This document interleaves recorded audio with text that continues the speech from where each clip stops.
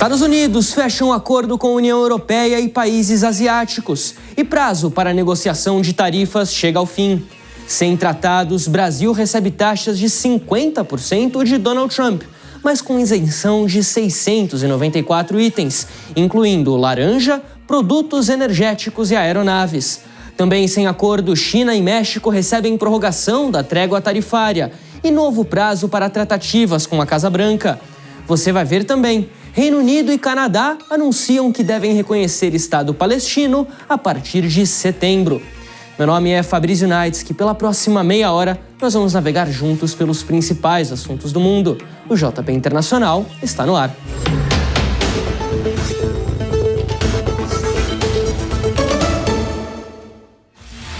Olá, seja muito bem-vindo, O JP Internacional já começou hoje numa edição diferente. A gente começa o programa dessa semana falando, de novo, sobre economia. Porque chegou ao fim, na última sexta, o prazo da Casa Branca para negociação de acordos antes do tarifaço de Donald Trump entrar em vigor na maior parte do mundo.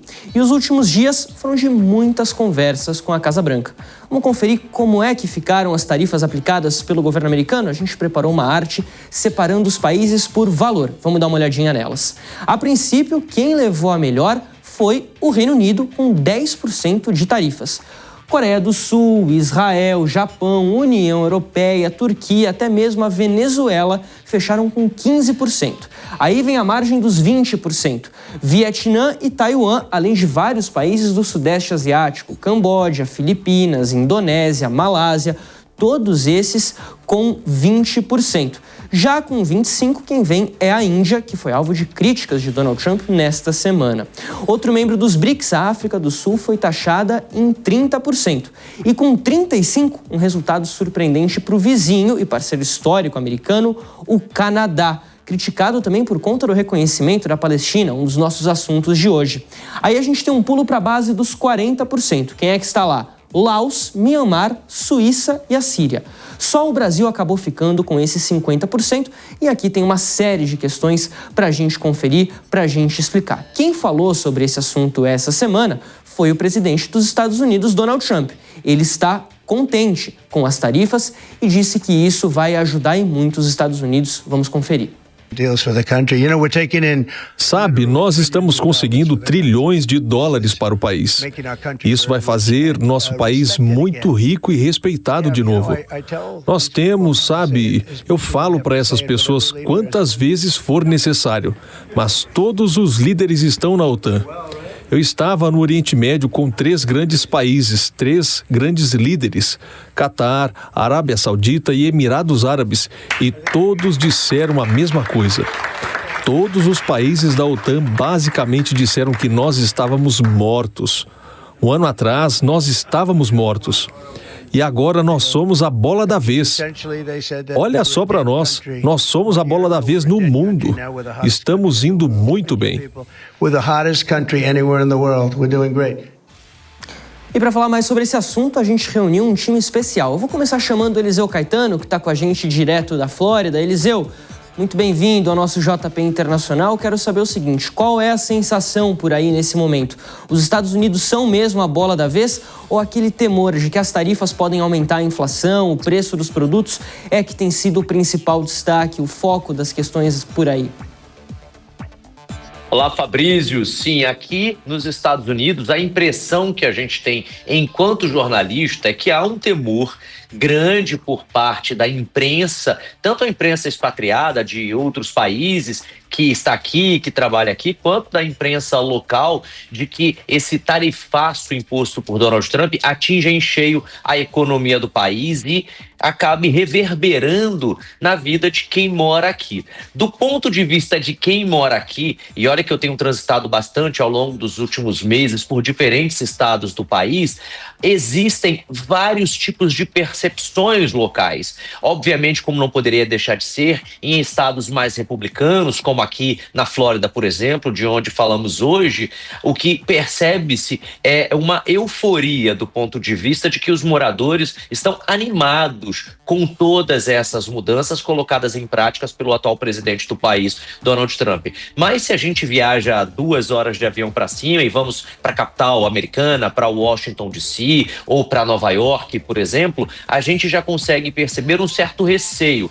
Há um medo de que a economia americana seja de fato impactada e que isso acabe pesando no bolso do americano, que já vem sofrendo, Fabrício, desde a pandemia da Covid-19 ali no final de 2019, início de 2020, com preços altos, inflação, a questão da moradia por aqui. Quem aí não se recorda, antes da pandemia era praticamente impossível imaginar que 5 anos depois daquele ano nós iríamos ver a quantidade de pessoas morando em carros nas ruas de estados como Califórnia, por exemplo, ou milhares, centenas de milhares de pessoas morando nas ruas, moradores de ruas de grandes cidades como Nova York, Boston, Washington, capital, aqui em Miami, no estado da Flórida, passeando ali, passando por ruas importantes, você consegue ver muitas pessoas acampadas, ou seja, o americano tem sido impactado ao longo dos últimos anos por uma série de decisões. Então, a minha percepção enquanto morador é que existe uma euforia e um desejo de que todas essas mudanças feitas, praticadas, assinadas em ordens executivas por Donald Trump deem certo, mas também, por um outro lado, existe a imprensa levantando os debates de que essa animação, de que essa euforia pode não resultar em nada e pode, de fato, piorar as coisas por aqui. Então, existe ali uma balança que ainda não está tendendo nem para um lado e nem para o outro nesse quesito. Por isso, a expectativa por aqui é muito alta. Deixa eu fazer a ponte aérea, então, Fort Lauderdale, Budapeste, na Hungria, porque o Luca Bassani está por lá e vai trazer a impressão que os europeus têm visto muito disso também, porque a União Europeia foi um dos blocos mais afetados por essas tarifas. Receberam tarifas de 15% em troca de muitas concessões para os Estados Unidos, e isso não agradou vários países europeus. A França, por exemplo, foi uma das que ficou mais revoltadas com esse acordo que foi fechado por lá. Luca, seja muito bem-vindo aqui ao JP Internacional. Por aí, como é que reverberou esse acordo fechado pela União Europeia?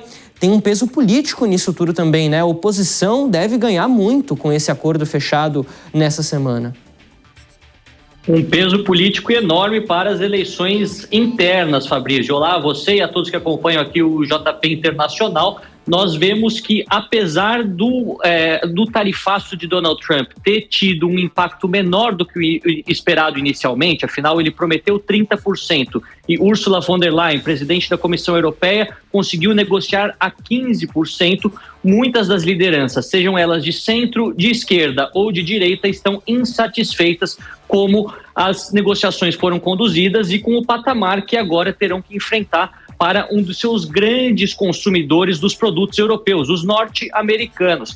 Nós vemos que na França, você bem disse, tanto o presidente Emmanuel Macron quanto o primeiro-ministro François Bayrou deixaram claro que esta negociação foi muito aquém do que poderia ter sido e colocam em risco a soberania europeia, com todas essas concessões de vários investimentos no setor energético norte-americano, compras em valores na faixa de 750 bilhões de euros para os próximos 3 anos, mas não só eles. Friedrich Merz, conservador da Alemanha, também falou que espera que tenha a possibilidade de renegociar com Donald Trump mais para frente. E do lado mais à direita, aqui mesmo na Hungria, o primeiro-ministro Viktor Orbán disse que enquanto Donald Trump é um peso pesado das negociações, Ursula von der Leyen é o peso pena, ou seja, dizendo que desde o princípio não havia nenhum tipo de igualdade nesta negociação. A grande pergunta que é feita neste momento é qual será o impacto de tudo isso para o consumidor final. Afinal, a Europa, desde a Covid-19, não conseguiu se recuperar ao patamar antes da pandemia, na verdade nós vemos que ainda está longe daquele padrão de consumo, né? Os números do PIB até estão parecidos, mas o padrão de consumo não voltou àquilo que era em 2019. A guerra da Ucrânia encareceu os preços de energia dentro da Europa, e isso é recorrente. E agora o tarifaço, podendo fazer com que empresas que são centrais para o PIB de cada um dos países, a Alemanha, a França, a Itália, também a Espanha, os 4 grandes países aqui da União Europeia, percam o seu PIB mais uma vez por conta desse tarifaço, percam consumidores em potencial no maior mercado consumidor do mundo, que é os Estados Unidos, e isso cause uma grande insatisfação local, já maior do que aquilo que nós conseguimos observar. Como o Eliseu mencionou, e nós sabemos, muitas dessas tarifas ainda não entraram em vigor, mas este clima é de pessimismo dentre os europeus, que já tentam buscar outros mercados alternativos para escoar essa produção, que evidentemente não irá mais aos Estados Unidos com essas barreiras tarifárias colocadas pelo presidente norte-americano. Pois é, deixa eu chamar aqui para a conversa a professora de Finanças em Relações Internacionais na SPM, Mariana Oreng, que participa com a gente hoje. Professora, seja muito bem-vinda ao Jovem Pan Internacional. A primeira pergunta que eu queria te fazer é o seguinte: o Eliseu falava sobre o temor da inflação lá nos Estados Unidos. A inflação tem sido um fenômeno relativamente mundial, pelo menos desde o começo da pandemia. E agora ela apresentava uma queda em diversas regiões. Aqui no Brasil ela esteve em queda também. Mas agora Donald Trump não está brincando, possivelmente, com os efeitos que a inflação pode causar por lá? Olá, Fabrício, obrigada. É um prazer estar aqui com vocês. Sem dúvida, a inflação continua sendo uma preocupação relevante, né? Quando a gente olha as medidas que foram tomadas pelo presidente Donald Trump, especialmente em relação ao Brasil, aqui que é um contexto que está mais próximo da gente, fica claro que, apesar de ter feito um anúncio que parecia irrestrito, ele foi ali abrir uma série de exceções, porque não parece que ele está disposto, neste momento, a brincar com a inflação. O FMI, no seu último relatório, aí, analisando a economia global, já afirma, né, que a inflação americana deve permanecer acima da meta e, além disso, né, tem ataques constantes em relação à atuação do presidente do Banco Central americano, o Federal Reserve, que é o Jerome Powell, em relação à sua atuação, por que ele não cortou a taxa de juros ainda, e ele vê uma atividade ainda resiliente, um emprego resiliente nos Estados Unidos, e claramente optou por, neste momento, não fazer esse corte, justamente por medo de prejudicar a inflação. Mas, sem dúvida, é uma preocupação aí no horizonte, pelo menos de curto e médio prazo, no mercado financeiro. A gente espera que essa inflação nos Estados Unidos não ceda tão rápido, e com o aumento das incertezas, não só geopolíticas, mas em relação à condução de política comercial nos Estados Unidos, existe uma expectativa de que isso pode, inclusive, influenciar ainda mais essa inflação que, como o próprio FMI já colocou, já deve permanecer acima da meta. Agora, professora, a gente viu a lista de países tarifados, o Brasil recebeu 50%, mas outros países, a Suíça recebeu quase 40%, a Venezuela ficou abaixo, a União Europeia com esses 15%. Muita gente tem perguntado sobre quais foram os critérios adotados pela Casa Branca para definir as tarifas. Dá para uma disputa entre economia e política, dá para a gente dizer que cada caso foi analisado de forma diferente, ou dá para garantir, não, foi uma decisão econômica ou foi uma decisão política?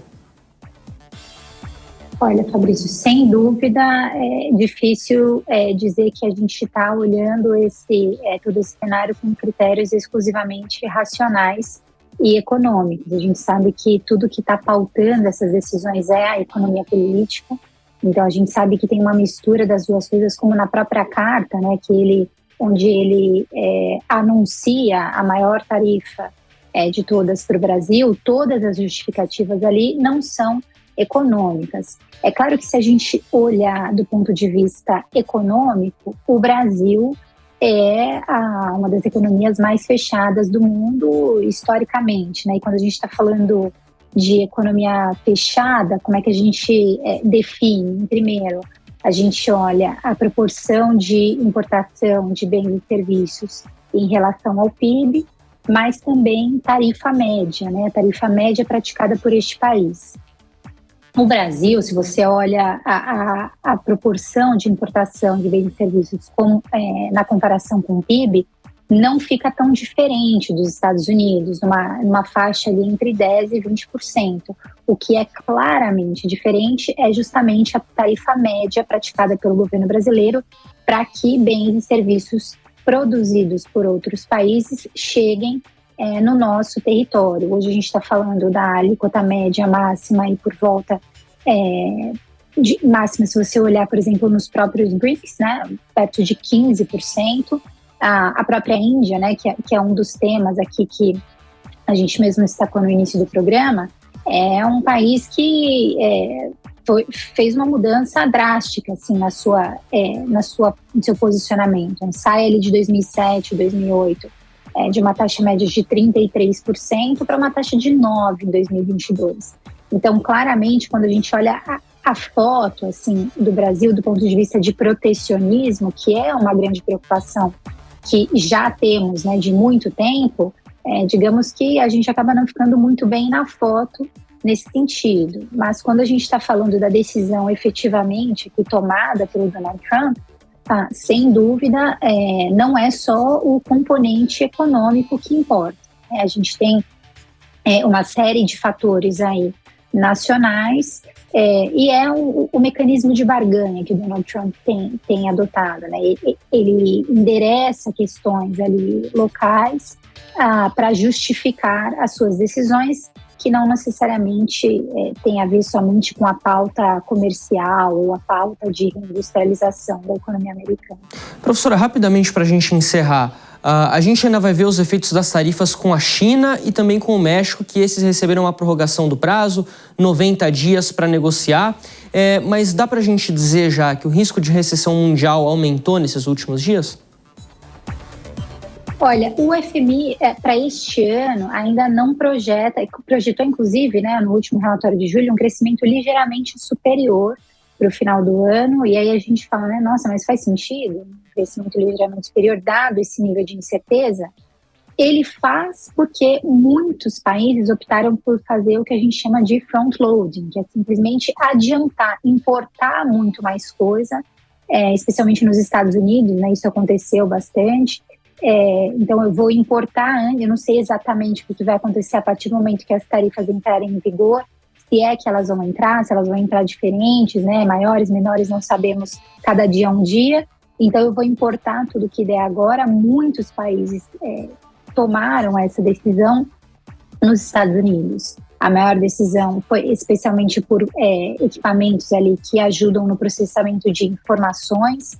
Então toda a parte de tecnologia da informação, né, houve uma atenção especial para isso. Mas temos que aguardar. Eu acho que cada dia é um dia, né? No Brasil a gente vai ver aí a 6 de agosto, quando começam a valer efetivamente as tarifas, mas sem dúvida, se você for olhar a principal preocupação que o mercado financeiro tem, uma quebra da cadeia de suprimentos globalmente, né? Porque você para de direcionar investimentos e recursos para cadeias que já estavam andando. É um problema que a gente viu acontecer recentemente na pandemia, né? Então a quebra da cadeia de suprimentos, ela gera impactos significativos que são difíceis de serem endereçados rapidamente, né? A gente continua tentando remediar as consequências desse problema, e neste contexto, né, onde a gente está tentando voltar ou resolver um problema que a gente teve há 5 anos atrás, a gente tem esse fator adicional, essa nova camada que gera mais incerteza. Então, hoje, isso acaba enfraquecendo o próprio dólar. Então, a gente tem duas coisas, né? De um lado, essa preocupação em relação à quebra das cadeias de suprimentos e o aumento de incertezas políticas, aumentando o prêmio de risco especialmente para economias emergentes, mas, de outro lado, esse aumento de incerteza enfraquece o dólar. Então, com o enfraquecimento do dólar, algumas economias emergentes, especialmente, conseguem respirar um pouco mais no médio prazo, e essas coisas acabam, muitas vezes, sendo compensadas. Então, não há ainda, no cenário dos principais analistas, um cenário base de catástrofe e de desaceleração global significativa, mas, sem dúvida, permanece esse temor de que essas incertezas relacionadas à condução das políticas tarifárias possam impactar as cadeias de suprimentos, sem dúvida. Conversamos com a professora de Finanças do curso de Relações Internacionais da SPM, Mariana Orengue. Professora, muito obrigado pela sua participação. Volte sempre aqui ao JP Internacional. Eu que agradeço, foi um prazer. Até a próxima. Bom, depois da França, na semana passada, mais países anunciaram que vão reconhecer ou que podem reconhecer o Estado palestino a partir de setembro. Vamos dar uma olhada no mapa? Aí a gente vai conseguir entender tudo o que está por aqui. Semana passada a gente mostrou os países em vermelho, que já reconhecem a Palestina, e os países em laranja, no caso a França, que anunciou que vai reconhecer a partir de setembro. Mas aí tem algumas mudanças agora. Os governos do Reino Unido, do Canadá e de Malta, que é bem pequenininho, não dá para ver aqui no mapa, afirmaram que a medida está nos planos para o próximo mês durante a Assembleia Geral da ONU, mas com exceções e exigências. No caso do Reino Unido, o governo britânico afirmou que o reconhecimento será assinado caso Israel não chegue a um acordo de cessar-fogo na faixa de Gaza e não coloque um fim na crise humanitária. Ficou um pouco estranho isso aí. Já o Canadá exigiu que a autoridade palestina faça reformas políticas e realize eleições sem o Hamas já em 2026. Agora, vocês repararam que tem alguns países aqui que estão pintados de azul. São 3. Vamos começar por Portugal para explicar o que está acontecendo. Em Portugal, o primeiro-ministro Luís Montenegro divulgou um comunicado confirmando que irá realizar consultas com o presidente Marcelo Rebelo de Sousa e o parlamento para reconhecer o Estado palestino. O premier também disse que tem garantias da autoridade palestina e disposição de estados árabes reconhecerem e normalizarem as relações com Israel.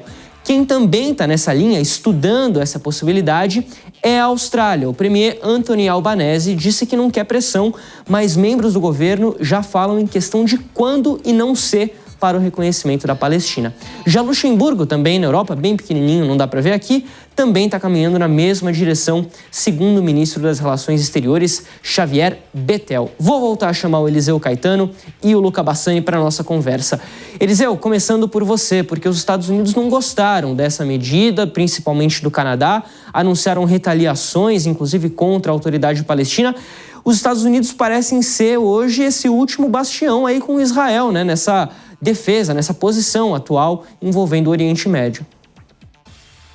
Sim, Fabrício, essa é a opinião da sociedade global como a gente conhece hoje, né? Os Estados Unidos, de fato, estão segurando esse bastião em defesa de Israel e do povo israelense. Mas é uma questão muito profunda. Como você bem disse, envolve vários setores da geopolítica, da economia mundial. Então, vamos por partes. Com relação a essa possibilidade de reconhecimento de um Estado palestino por boa parte dos demais países do mundo, é um avanço? Sim, mas temos um problema.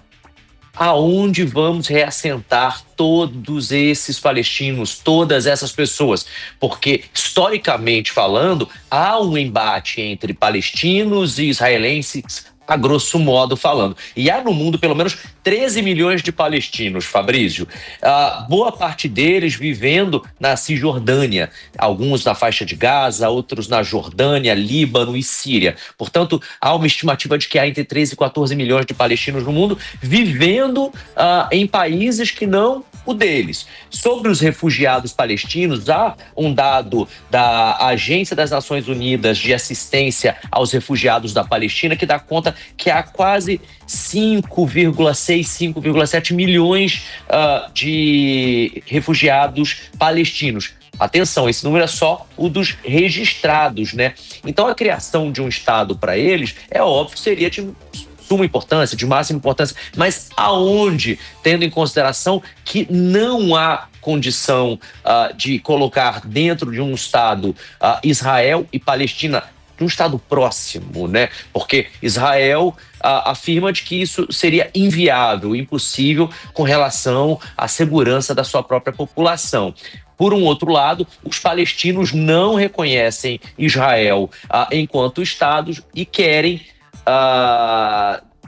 todo aquele espaço, todo aquele território. Então, a gente entra numa discussão que envolve termos financeiros, termos jurídicos, geopolítica, história, religião, porque a religião naquela região, ela está ligada ao poder também daqueles povos, né? Então você tem diversos povos árabes ali em volta que querem reconhecer a Palestina como um Estado, mas que se veem também nessa sinuca de bico de como e onde, né? Uma vez que os palestinos, a grosso modo, obviamente não são todos, não se dão bem com os israelenses, e os israelenses querem se proteger dos palestinos que não os reconhecem e querem a morte dos israelenses, né? Porque se eles só falassem, olha, não reconheço vocês, estava tudo bem para os israelenses, mas não só não reconhece, como querem a morte dos israelenses, boa parte. Então, é uma situação muito difícil, muito delicada. Então, se a gente tem, por um lado, boa parte dos países aceitando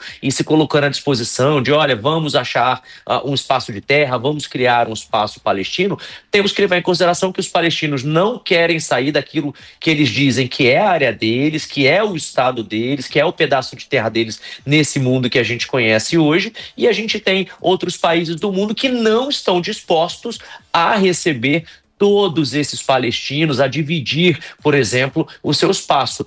Eu não consigo, nesse momento, confirmar para você, Fabrício, se, por exemplo, a Cisjordânia aceitaria dividir o território dela, ou o Egito aceitaria dividir o território. Existem questões legais também, aí, questões culturais, questões religiosas. Só dizer somos a favor de um território palestino não significa que um território palestino vá de fato ser criado. Ele pode ser reconhecido? Pode. Lá em 1947, na ONU, foram criados 2 estados, né? O palestino e o israelense. Mas os palestinos não aceitaram, e aí aconteceu a Guerra dos 7 Dias, e os israelenses ficaram com todo aquele pedaço de terra ganhos, né, numa guerra, né, que durou 7 dias. Então a gente tem isso. E por outro lado, para fechar aqui, Fabrício, e te entregar, a gente tem o hoje, que são os Estados Unidos como o último bastião da defesa israelense no mundo, e ele usando de mais uma vez, Donald Trump, a artilharia pesada da economia americana para mexer com essas peças dentro desse tabuleiro. Inclusive, o presidente Donald Trump fez uma declaração essa semana muito forte, porque o Canadá, através do primeiro-ministro, confirmou que tem intenção em reconhecer um Estado palestino já agora em setembro na Assembleia da ONU, que vai acontecer em Nova York. E aí Donald Trump, através de uma rede social, escreveu, olha, Canadá, se eu fosse vocês, eu não faria isso, porque vai ficar muito difícil para nós, enquanto Estados Unidos, conversar com vocês, negociar a questão das taxas, e o Canadá é um parceiro comercial importante dos Estados Unidos. Então, você está mexendo com dinheiro, você está mexendo com economia, reforço, você está mexendo com cultura, você está mexendo com religião. Não é tão fácil, não é tão simples quanto parece, nem para os israelenses se manterem como hoje eles existem, tampouco para os palestinos de conseguirem a tão sonhada terra prometida deles também, Fabrício. Valeu, Eliseu. Vou chamar o Luca aqui rapidamente também. Luca, a gente tem visto essas manifestações principalmente de países europeus, isso é importante, mas eu queria saber da sua opinião. Essas manifestações têm sido mais simbólicas ou dessa vez elas são mais efetivas?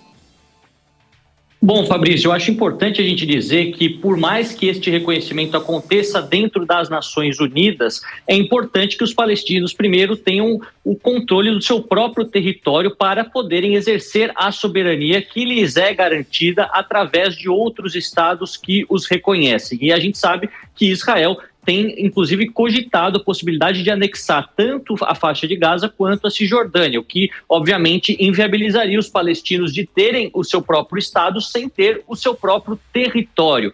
Do aspecto legal, é importante a gente também dizer que, por mais que mais países reconheçam o Estado palestino, e isso, de fato, fortaleça a causa, já são 147 países dentre os 193 da ONU que reconhecem a Palestina, Para que isso aconteça e eles se tornem membros plenos das Nações Unidas, é importante ter o primeiro crivo do Conselho de Segurança. E neste crivo são necessários 9 dos 15 votos e nenhum veto dos 5 países de assento permanente: Estados Unidos, Reino Unido, França, Rússia e China. A notícia boa para os palestinos é que antes essa conta era 2 contra 3. E depois dos anúncios feitos por Keir Starmer e também Emmanuel Macron, agora a conta está 4 contra 1. Mas o veto dos Estados Unidos pode sim inviabilizar o plano dos palestinos de alcançar a tão sonhada candidatura plena dentro das Nações Unidas, e por isso precisaria de um processo maior de convencimento, até mesmo uma mudança de poder dentro dos Estados Unidos, porque sabemos que os republicanos têm uma visão bastante pró-Israel e não tão pró-solução de 2 estados como se mostraram os democratas em outros momentos. Mas, como a gente sabe, é uma questão que nos acompanha quanto correspondentes, quanto historiadores desde 1948, e provavelmente demorará mais algum tempo, mas acredito que já está se cristalizando a opinião de que os palestinos merecem sim o seu país. Essa talvez seja a única decisão justa e duradoura para uma paz naquela região que tanto sofreu com violentas guerras durante os últimos anos. Vamos acompanhar então. Olha, Luca Bassani, direto de Budapeste, na Hungria, Eliseu Caetano, direto de Fort Lauderdale, na Flórida. Os dois vão aproveitar a noite a partir de agora, né? Saindo aqui do JP Internacional, vão aproveitar excelentes noites, tanto em Budapeste quanto em Fort Lauderdale, que a noite por lá é bem animada. Espero que vocês tenham gostado da participação aqui, porque se sim, a gente vai fazer isso mais vezes, hein? Com certeza. Só chamar que estaremos à disposição sempre. Que beleza. Obrigado, Eu confirmo Luca. as palavras do Luca, viu? Por mim, estamos aqui todos os sábados com vocês, batendo essa bola, trocando essa ideia, que é sempre importante essas visões. A gente pode trazer muitas opiniões e muitos olhares aqui no nosso Jovem Pan Internacional. Boa noite para todo mundo. Boa noite, Eliseu. Boa noite, Luca. Timaço da Jovem Pan aqui, que ontem aproveitou bastante o Dia Internacional da Cerveja, a gente sabe disso. E o JP Internacional, nessa edição especial dessa semana, vai ficando por aqui, mas a gente segue de olho em tudo o que acontece ao redor do mundo. Nosso próximo encontro é no sábado que vem. E claro, ao longo de toda a programação da Jovem Pan News. Muito obrigado pela sua companhia e até a próxima. A opinião dos nossos comentaristas não reflete necessariamente a opinião do Grupo Jovem Pan de Comunicação. Realização Jovem Pan.